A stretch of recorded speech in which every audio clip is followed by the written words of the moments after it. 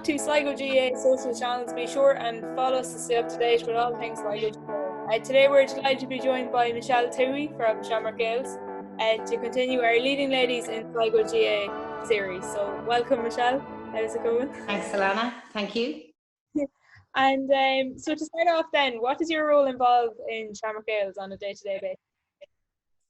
I suppose currently I'm secretary of the Board and Oak, so we look after all the underage boys and girls teams in the club, and we also look after the senior ladies team.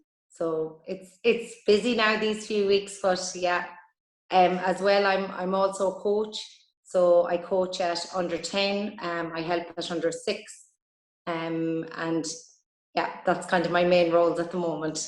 I'd say you're busy with the return to play, so. Very busy with the return to play, but to be honest, it's all worth it. The kids coming off the pitch yesterday evening, big red faces, very happy to see each other and get out on the field and kick a ball around was great to see. So it's all good. Yeah, definitely. It did warm your heart to see all the pictures going around on Twitter and everything this week. So how did you come to get involved in the GAA setup? I suppose initially I would have been a player. I started off with the club when I was only 7 or 8, and at that time we obviously played under the GAA. And then I went on to be a coach and got involved in administration. I suppose my family are heavily involved in the local club. So it was just kind of a natural progression to follow suit. But I've been everything from a player, a coach, a parent, and now administration in the club. So all rounder aspects of it. So well, a little taste of everything. So then why do you do what you do? I suppose we touched on it a bit there, that it'd warm your heart to see everyone getting involved. Would that be why you do what you do for yourself? Yeah, absolutely. I suppose I'm from the local area. I've always been part of Shamrock Gaels. It's really enjoyable. I like all aspects, from the administration to the coaching. It'd be a particular part of it that I really enjoy. And within the club ourselves, I suppose there's people like myself that would have grown up with it, and new people moving into the area. It's lovely to see them break into the area by getting involved in the club, or firstly just bringing their kids along, meeting new people.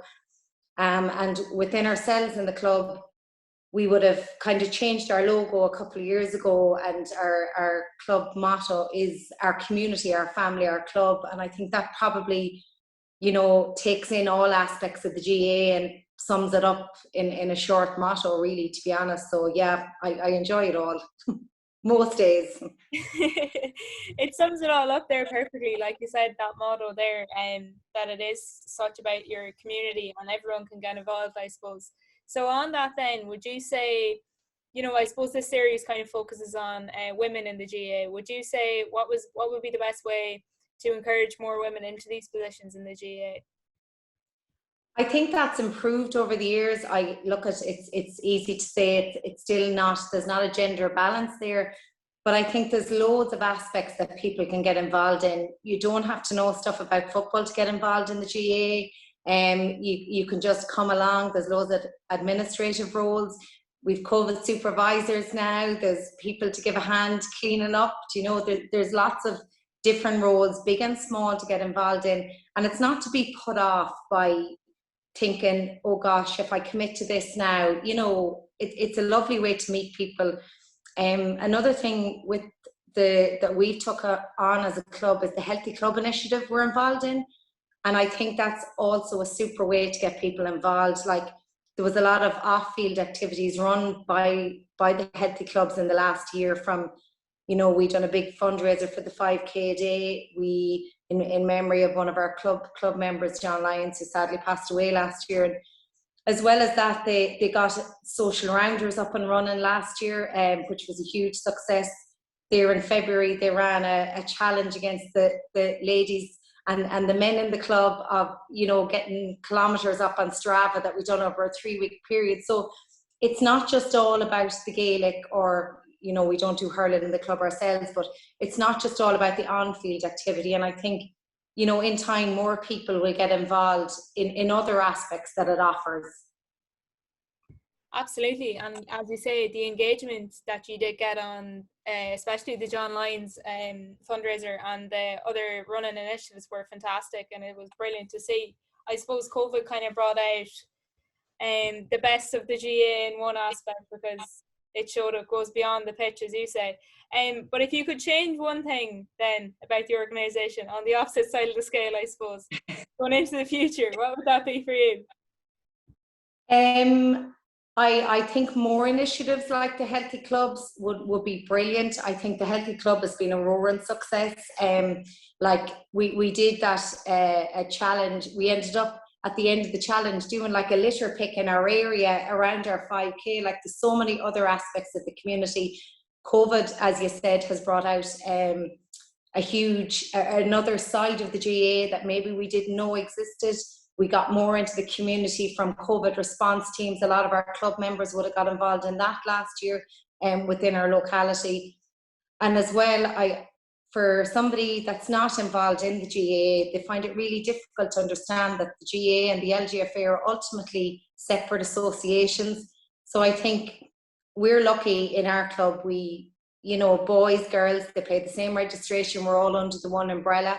But I suppose the running costs of the two clubs are quite different. So it would be lovely as an association to be all under the one umbrella. It would be, you know, a step forward, I think. And in fairness, both associations using Purin and the return to play this year, I think is a major step towards that. You know, just them both working together, it would be great to see going forward. Yeah, I have to agree with you there. The firing and the whole one club kind of motto is the way I suppose things are looking like they're growing. For you then, what makes the Gaelic game so special? I suppose you touched on multiple examples there throughout this, but anything added onto that, I suppose? Oh, look at I you know, people laugh that, you know, I don't mind. I'd be on any side of a football pitch if I have a kid playing. If I don't, I love watching the game. I enjoy the game. I always have. I loved playing when I played.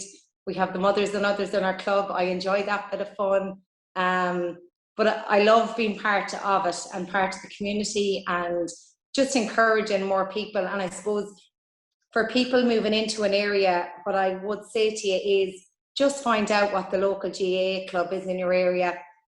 Social media is fantastic now because you can't meet people anymore. So drop them a message, say, look, hi, I'm new, I've moved into the area, you know, is there any small way I could get involved? Because you make friends for life, and you meet friends all over the county, all over the country, and you know, you have them friendship for years. We actually launched a YouTube channel in the club in the past number of weeks as well, which were reliving games, which is just fantastic to look back on. I know in our house now, my eldest son in particular would question some of the tactics back then, but we thought it was brilliant at the time. So I suppose it's all positive, really. I enjoy every bit of it, especially the game itself. Yeah, I'm from St. Pat's myself, and I believe there was a video floating around there last week. So, I mean, I didn't enjoy it too much, but I know it was brilliant to be able to look back on these things, as you say. And the GAA is always very accommodating in terms of meeting people. So that's brilliant, Michelle. Thanks for joining us today, and good luck in your future hectic endeavours, I'd say. Thanks a million, Lana. Thank you.